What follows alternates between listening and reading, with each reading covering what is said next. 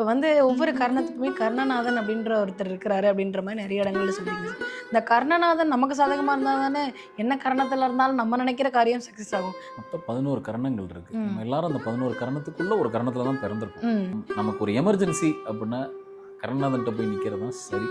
ம். நமக்கு எப்பேற்பட்ட எமர்ஜென்சியா இருந்தாலும் தூக்கி இந்தாங்க, இது இது இது உங்களுக்கானது தான். நம்மளை மீறி இல்லைன்னா நம்ம கை மீறி எந்த விஷயமும் போகாத அளவுக்கு அந்த கரணநாதன் பார்த்துப்பாரு.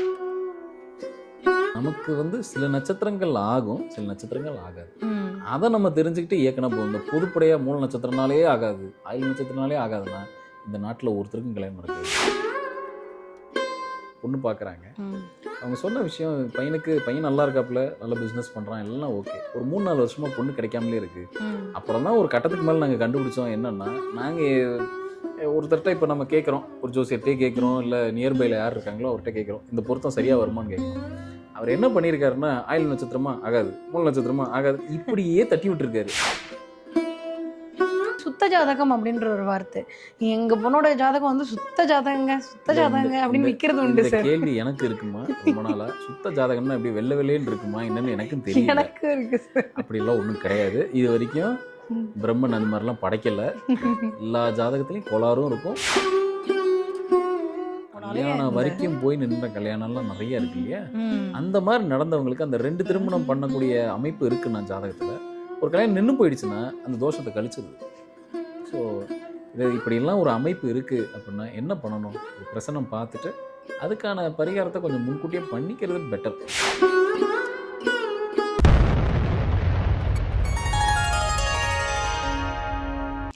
ஸ்ரீ மகாஸ் இன்ஃபினிட்டி நேயர்களுக்கு நர்மதாவின் அன்பான வணக்கம். நம்மளுடைய சேனலில் தொடர்ந்து பல்வேறு விதமான ஆன்மீக தகவல்கள் பார்த்துட்டு இருக்கோம். அந்த வகையில் இன்னைக்கு நம்ம பார்க்க போகிற இந்த ஒரு பதிவில் நேயர்கள் கேட்டிருக்கக்கூடிய பல்வேறு விதமான கேள்விகளுக்கு தெளிவான பதில் கொடுக்கறதுக்காக நம்ம கூட இன்னைக்கு பிரசன்ன ஜோதிடர் அஸ்ட்ரோநியூமராலஜிஸ்ட் டாக்டர் மகாஸ் ராஜா அவர்கள் அணிஞ்சிருக்கிறாங்க.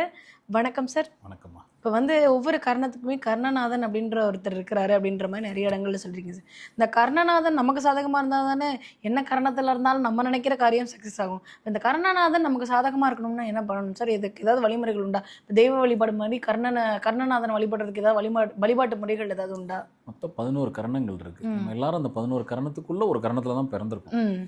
எனக்கு ரொம்ப எமர்ஜென்சி, இன்னைக்கு ஒரு கோர்ட்டு கேஸ் தீர்ப்பாக போகுது, என் பக்கம் சாதகமாக வரணும், இப்படியெல்லாம் நமக்கு ஒரு எதிர்பார்ப்பு இருக்கும்போது கருணாதன்ட்ட போய் நிற்கும் பர்ஃபெக்டாக உங்கள் பக்கம் அதை ஜெயிச்சு கையில் கொடுத்துருவார்.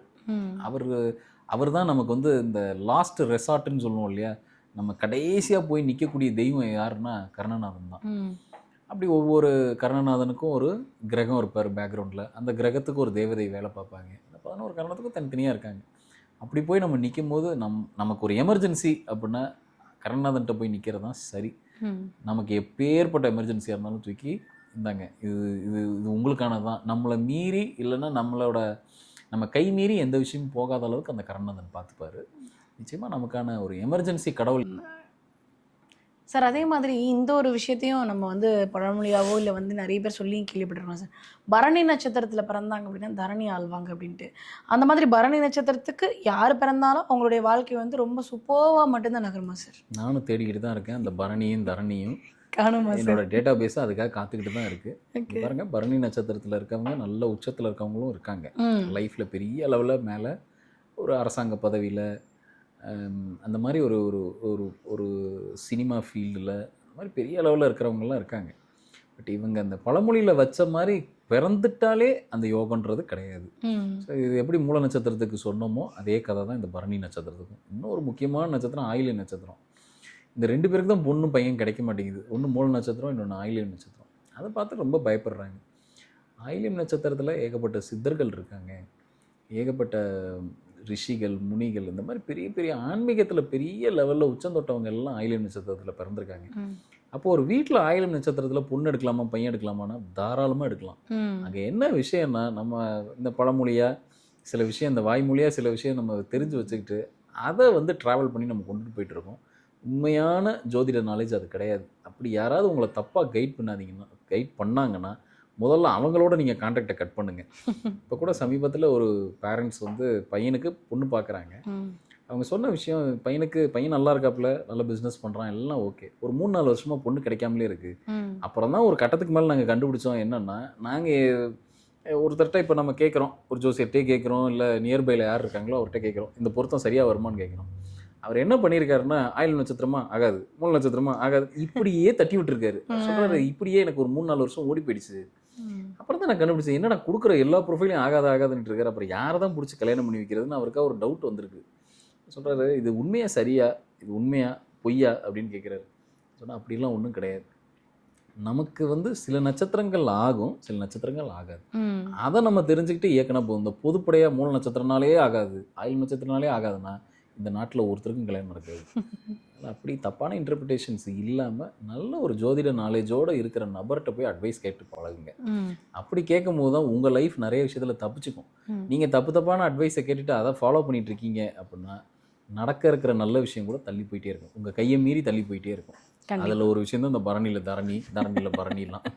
கண்டிப்பாக சார். அதே மாதிரி இப்போ ஒருத்தவங்க ராகு கேது தோஷம் இருக்குது அப்படின்னா அவங்க இன்னொரு ராகு கேது தோஷம் இருக்கக்கூடிய பெண்ணை மட்டும்தான் கல்யாணம் பண்ணணும், அதை தாண்டி வேறு யாரையாவது கல்யாணம் பண்ணாங்க அப்படின்னா அந்த திருமணம் நிலைக்காது அப்படின்ற மாதிரி ஒரு வார்த்தையை பிரயோகப்படுத்துறதை பார்க்கணும் சார். அப்படி ஒரு விஷயம் இருக்கா சார்? அது உண்மைதான். ஏன்னா எப்பயுமே இந்த ஈக்குவல் ஸ்டேட்டஸ்னு ஒன்று இருக்குது இல்லையா, எல்லா விஷயத்துலையும் அது கிரகத்துக்கும் பொருந்தும்.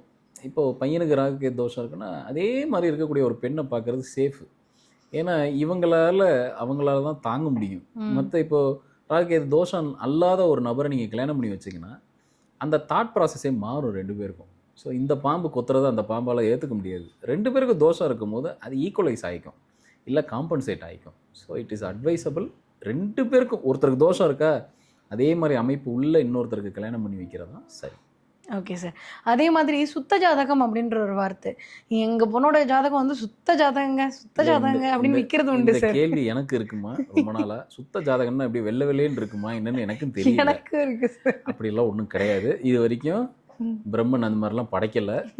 எல்லா ஜாதகத்துலேயும் கோளாறும் இருக்கும், நல்லதும் இருக்கும், யோகமும் இருக்கும். அதனால சுத்த ஜாதகம்ன்றது நம்ம என்ன நினச்சிக்கிறோம்னா தோஷமே இருக்காது, சாபமே இருக்காது.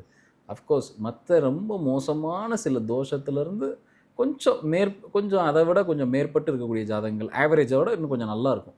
அது கொஞ்சம் நல்ல ஜாதகங்களாக வரும் சிலது. அதுக்காக ரொம்ப ஒன்றுமே பிரச்சனையே இல்லாத ஜாதகம்னு இது வரைக்கும் உலகத்தில் யார்கிட்டையும் அப்படியான கீயெல்லாம் இறைவன் யார்கிட்டையும் கொடுக்கல. அதனால் எல்லோரும் இந்த கேள்வி கேட்பாங்க, என் ஜாதகம் சுத்த ஜாதகம். இதில் இன்னொன்று கவனிச்சிங்கன்னா, இந்த ராகுகேது தோஷம் இருக்கிறது ஏதோ ஒரு தோஷம், சரி ராகுகேது தோஷமே எடுத்துக்கிறோம், அந்த ஜாதகம்லாம் பின்னாடி பெருசாக ஜெயிச்சிரும். இந்த சுத்தமாக இருக்குங்கிறாங்க இல்லையா, அவங்களுக்குலாம் பார்த்தீங்கன்னா ஒரு 35 வயசுல அந்த பேட்டரி டவுன் ஆகி உட்காந்துரும். அதுக்கு மேலே அந்த வண்டி மூவ் ஆகாது. அப்படின்னா என்ன, ஒரு வேலையில் இருக்காங்கன்னா அந்த வேலையிலேயே கடைசி வரைக்கும் இருப்பாங்க. அவங்களுக்கு அடுத்த யோசனை போகணுங்கிற எண்ணமே வராது. இந்த ராகுகேது தோஷம் இருக்கிறவங்க அவங்க எல்லாரையும் பாருங்கள், ஒரு 33லேருந்து 35 வயசுக்கு அப்புறம் பாருங்கள் அவங்களோட சம்பாத்தியம் பேட்டர்னே மாறிடும். அதுக்கப்புறம் அதே ராகுகேது அவங்கள பிளஸ் பண்ண ஆரம்பிச்சிடும். இவங்க போய் சரண்டர் ஆகிட்டாங்கன்னா பெருசாக பிளஸ் பண்ண ஆரம்பிச்சிடும். அவங்க தான் லைஃப்பில் பெருசாக ஜெயிக்கிறாங்க. ஸோ அப்படியும் இருக்குது. அதனால் இந்த சுத்த ஜாதகத்தை மட்டும் பார்த்து எடுத்தீங்க அப்படின்னா அது ஒரு கட்டத்துக்கு மேலே ஓட மாட்டேங்குது. நான் பார்த்த வரைக்கும் அந்த பேட்டரி டவுன் ஆயிடுது. கண்டிப்பாக சார். சார் அதே மாதிரி இப்போ திருமணத்துக்குன்னு போய் பொருத்தம் பார்க்கும் பொழுது மாப்பிள்ளைக்கு இல்லை பெண்ணுக்கும் 2 கல்யாணம் ஆகக்கூடிய ஒரு அமைப்பு இருக்குது அப்படின்னா அதுக்கு பரிகாரங்கள் மூலமாக வாழை மரத்தை கட்டிட்டு வெட்டுறதோ இல்லை வேறு ஏதாவது பரிகாரங்கள் பண்ணுறதோ, அந்த மாதிரியான பரிகாரங்கள் பண்ணுறது இந்த 2வது திருமணம் அப்படின்ற ஒரு விஷயத்த கேட் போட்டு நிறுத்திட முடியுமா சார்? இதெல்லாம் நம்மளோட நம்பிக்கை. நம்ம உள்ளார நம்புகிறோம், சரி இதுக்கு ஒரு ஆல்டர்னேட் பண்ணிக்கிறோம், சரி சொல்லிட்டாருங்கிறக்காக 2 கல்யாணம் பண்ண முடியாது. அது நம்ம சமூகத்தில் அப்படி ஒரு விஷயமே கிடையாது. அப்போது இதை தவிர்த்துருக்கிறதுக்காக நம்ம பண்ணணும் அப்படிங்கிறதுக்காக இப்படி ஒரு ஆல்டர்னேட் பண்ணுறோம். அது சரியான்னு கேட்டால் நம்மளோட மனது தான். முதல்ல இப்படி சொல்லிட்டாங்கன்றக்காக ஃபிக்ஸ் பண்ணிக்கக்கூடாது. சரி அப்போ முதல் கல்யாணம் நமக்கு வெயிட் பண்ணுவோம், இன்னொரு நல்ல பெட்டராக அமையும் அப்படின்லாம் நம்ம வெயிட் பண்ணக்கூடாது. இது மாதிரி செய்கிறது சரியா அப்படின்னு கேட்டால் நிச்சயமாக நம்ம அது முழு நம்பிக்கையாக செய்யும் போது சில டைம் என்ன பண்ணுன்னா கிரகங்கள் அந்த விஷயத்தை விட்டு கொடுத்துட்டு போயிடும். சரி போனால் போகுது அப்படின்னு விட்டு கொடுத்துட்டு போயிடும். ஆனால் இதை விட நான் என்ன பவர்ஃபுல்லாக பார்க்குறேன் அப்படின்னா என்னோட அனுபவம், சில பேருக்கு என்கேஜ்மெண்ட் வரைக்கும் போயிட்டு அந்த கல்யாணம் நின்று போயிடும். அங்கே பார்த்தீங்கன்னா அவங்களுக்கு ஒருவேளை 2 திருமணம் பண்ணக்கூடிய அந்த அமைப்பு இருந்தால் கூட இந்த மாதிரி ஒரு கல்யாணம் நின்று போயிடுச்சு அந்த மாதிரி இருக்குன்னா அந்த யோகத்தை கழிச்சு விட்டுருது. திருப்பி அவங்க ஃப்ரெஷ்ஷாக ஒரு நிச்சயதார்த்தம் வரைக்கும் கல்யாணம் வரைக்கும் போய் நின்ற கல்யாணம்லாம் நிறைய இருக்கு இல்லையா. அந்த மாதிரி நடந்தவங்களுக்கு அந்த 2 திருமணம் பண்ணக்கூடிய அமைப்பு இருக்குன்னா ஜாதகத்தில் ஒரு கல்யாணம் நின்று போயிடுச்சுன்னா அந்த தோஷத்தை கழிச்சிருது. ஸோ இப்படியெல்லாம் ஒரு அமைப்பு இருக்குது அப்படின்னா என்ன பண்ணணும், ஒரு பிரசனம் பார்த்துட்டு அதுக்கான பரிகாரத்தை கொஞ்சம் முன்கூட்டியே பண்ணிக்கிறது பெட்டர். அந்த நெருக்கத்தில் போய் நம்ம இந்த மாதிரி ஒரு சிம்பிளான ஆல்டர் பண்ணுறத விட இப்படி பண்ணிக்கிறது ரொம்ப பெட்டர். ஒரு பிரசனம் பார்த்துட்டு, ஒரு அஷ்டமங்கல பிரசனமோ சோழி பிரசனமோ பார்த்து அதுக்கு தீர்வு என்னன்றதை எடுத்துட்டு அந்த ஆச்சாரியார் என்ன சொல்கிறாங்களோ அதன்படி போய் பரிகாரம் பண்ணிக்கிறது பெட்டர். நேயர்கள் கேட்ட கேள்வியில் வந்து நான் கேட்கணும்னு நினச்ச எல்லா கேள்விகளுக்கும் ரொம்ப தெளிவான பதில் கொடுத்தீங்க சார். கண்டிப்பாக பார்த்துட்டு இருக்கக்கூடிய நேயர்களுக்கு ரொம்ப யூஸ்ஃபுல்லாக இருக்கும் நம்புகிறோம். ரொம்ப நன்றி சார். நன்றிம்மா.